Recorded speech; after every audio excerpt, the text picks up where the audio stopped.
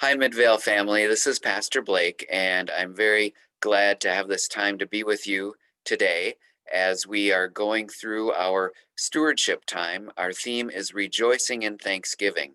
And as we do often this time of year, we're hearing from various Midvale members as to why they believe it's important that we together support our ministry that we share at Midvale. And today I'm very pleased to welcome Laurie Stensland, who is a former congregational president and currently serves on our congregational council. Hi, Laurie, how are you? Good morning. I'm well. How are you? Great, thank you. Laurie has written some things to share with us about what it means for her to be a part of our community and support our congregation. And so, Laurie, I welcome you to share your thoughts with us. Okay, thank you. Yeah, this is a little devotional that I wrote a little while ago that I wanted to share with you all. So it's 2020, and I find myself alternating between hopeful, hopeless, angry, joyful, sleepy, energized, grateful, irate, patient, depleted, and back again in a never-ending cycle of emotions on pretty much a daily basis. It is a lot right now, my friends. In this never-ending roar of the current news cycle, I find myself taking a good hard look at the entities around me: government, schools, organizations large and small, local businesses, etc. I feel the need to make sure every organization I put my energy and money into aligns with my beliefs. This sounds simple, yet it's often frustratingly complex. Are my kids going to the right school? Do I shop at the right grocery store? Should I continue to give all of my money to Target? Even, do we attend the right church? Amidst all this chatter, I have been pleasantly surprised to realize I have found real comfort in being a Lutheran and an ELCA Lutheran. I have been so pleased to see the responses given and the leadership modeled by everyone from our dear pastors, Katie and Blake, to Bishop Eaton. I have found great comfort in this community. And a memory came back to me. I was a young teen learning to voice my ever-growing opinions on things I knew nothing about. I remember announcing to some family members while at my grandparents' house that it didn't matter what kind of a Christian you were as long as you believed. I don't remember why I decided that this was an important opinion to have, but a few moments later, I found myself in the laundry room with my sweet grandmother, who gently said, "Laurie, we are Lutherans because we believe in grace alone." That's all she said. With a smile and a kiss, she shared a bit of her own grace and went on her way.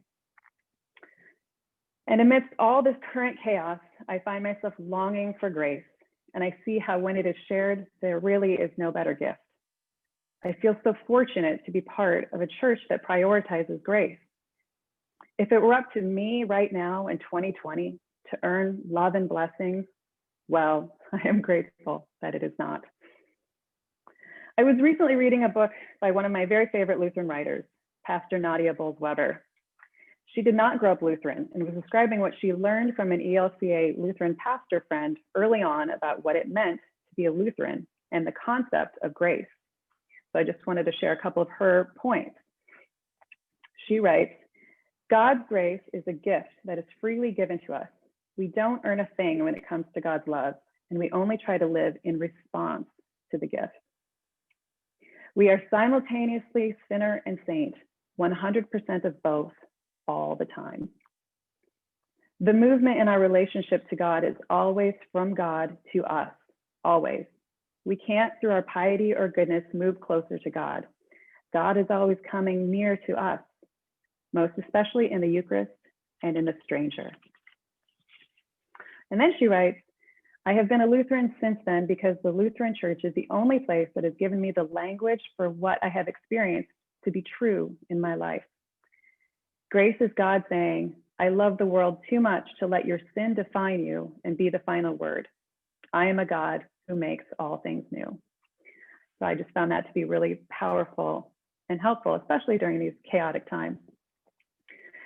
And I'm so grateful for the community of grace and support we have through Midvale.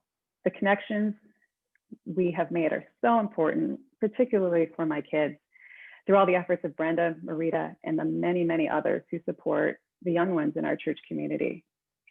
We need this church community more than ever.